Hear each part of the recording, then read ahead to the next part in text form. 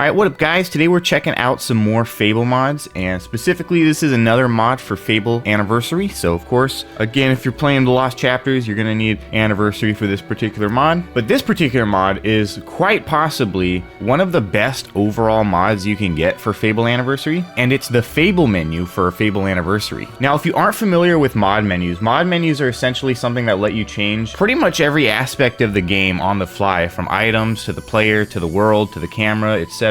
Some of you might be familiar with the mod menus for like Grand Theft Auto 5 and things like that, and it's very similar to that, honestly. You could change stuff like health and strength, all your experience, and interestingly, you can also change whether or not you can use weapons or will. So if you were a fan of the whole weapons everywhere mod, this is actually pretty much the weapons everywhere mod, plus a whole bunch more cool stuff, so really cool mod. And again, yeah, you can like morph your player size and things like that, do crazy stuff, make your dude super tiny, that sort of thing, and yeah, make yourself invisible too, all sorts of fun stuff. So we'll just do the install and jump into it, and I'll show you guys the rest of what we're dealing with here. The installation is once again a pretty easy one, surprisingly. So as far as the mod itself is concerned, you only need one file. You download it, Fable Menu Anniversary. You're basically just extracting the contents of the Fable Menu Anniversary zip file to the binaries / Windows 32 folder of Fable Anniversary. So we'll bust those out real quick. So anyway, here's like your Fable folder here. You got your binaries, you've got your Win32, and then you're literally just dragging these three files here into the Windows 32 folder.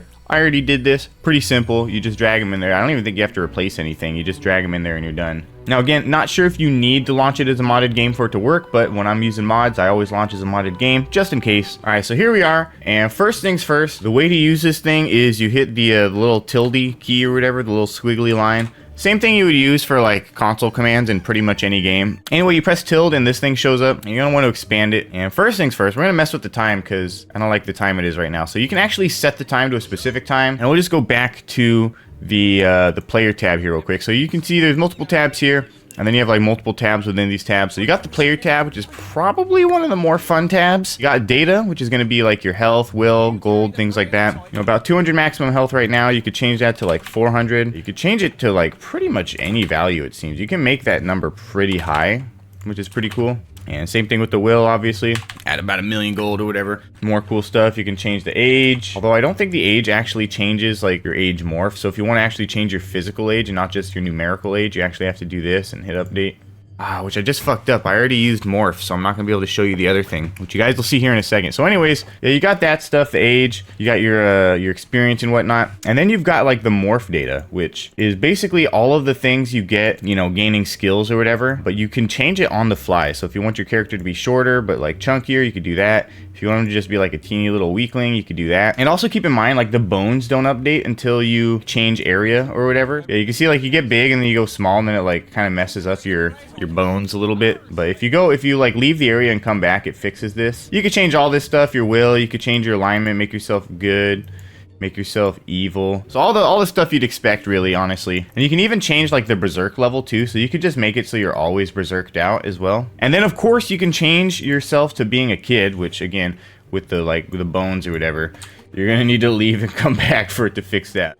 Yeah, as you can see, that fixes that right away. And also, interestingly enough, it keeps your like adult head, so you no longer have like the little kid face or whatever, right? Yeah, you can see you're still like much bigger than all the kids, and you're like honestly not that much smaller than the adults, but you're still smaller. It makes like a nice little teeny tiny adventurer character. Okay, and then we have some spell data here, which I think for the most part is just whatever your current creature, summoned creature ID is. So we'll get into creature IDs and stuff, but they do have a list of all the weapon IDs and creature IDs, things like that. Input, this one confused me at first until I just decided to like click it finally, but it's basically just your in-game input. So if you enable input, it actually allows you to move the camera around. You disable input and it stops that. That's it. Appearance, this is where like the alpha is like how invisible your character ends up being. But for some reason, once you change your morph data, for some reason the appearance morphing stops working. So you have to change your appearance morph before you touch your actual morph data. Otherwise, you're going to have to restart the game in order for it to work. So we're going to be restarting the game here in a second just to be able to mess with that. But I wanted to get into some of this other stuff too. So you can teleport player to camera location, which is pretty good for teleporting places. But we also have the free camera, which allows us to move the character independently of the camera. But if we use the number keys, 8 for forward, 6 for right, 4 for left, 2 for back, you can actually move the camera around, so you can actually get some pretty good views of the game world, or even just of your player like running around doing some interesting stuff, right? So, ooh, look at me. Ooh, what's my guy doing? He's over there. Who's that guy over there breaking barrels, man? What's going on? Right? Pretty funny. So not only is that pretty cool, but also you can set the FOV. So honestly, I found a pretty good middle ground is about somewhere between like 0.28 and 3. So if you set it to 3, you just get like a slightly wider field of view. Nothing much too crazy about it, but it is kind of nice to have a little bit of extra field of view.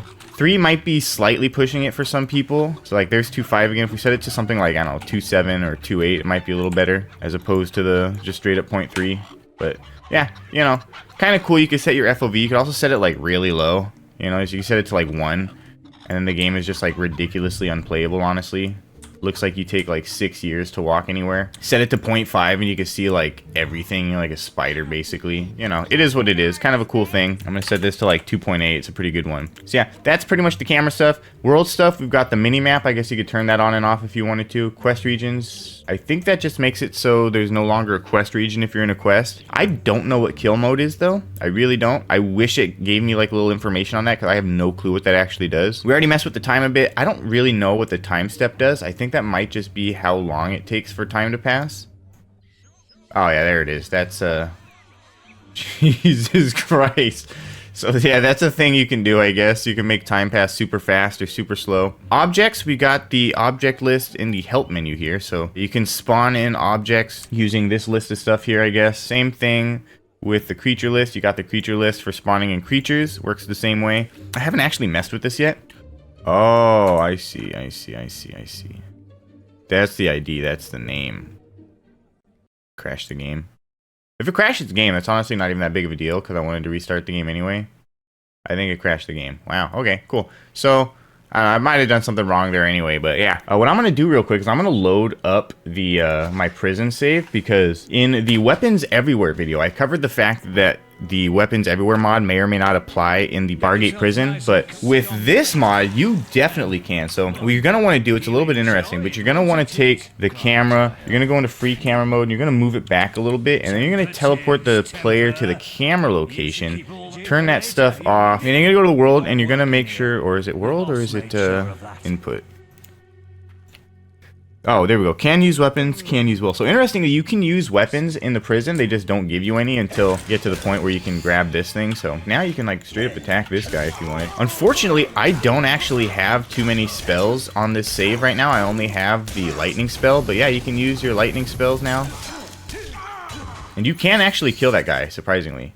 Oh wait, he drops a silver key? That's really, really, really weird. I didn't do this in testing. I just discovered like an actual secret silver key in the game. That's crazy. I wonder if anybody actually knows about this. Yeah, that's mind blowing. So yeah, interesting little factoid real quick before we get back into the menu. If you do this, you can't actually get back in. The warden locked the door, so this is an interesting thing you can do, but it like completely bricks your game. Completely. Like there's nothing you can do. Let's go back to the appearance data real quick. So yeah, here's the we'll show you the alpha slider real quick. So that literally just makes you invisible, which is kind of an interesting one. And I guess if you wanted to try to do some weird like first person type of bullshit, like this could pretty much be your first person.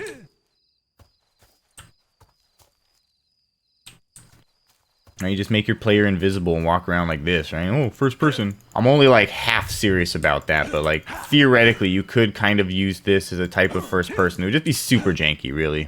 But yeah, so another cool thing you can do obviously is you can change the size of your hero. So yeah, you can have big old hero, which interestingly, because the speed of the hero never changes, the bigger you are, the slower your character like actually moves as far as like their movement speed is concerned. And also, the size of the weapons doesn't change. Like the size of the weapons overall stays the same, it seems. And your character changes size. So yeah, interesting. And also the eyeballs don't change size either. So I think it's most noticeable with the biggest characters because yeah, those eyeballs are in there somewhere. I don't even know where. God, how big can you make this? Pretty big.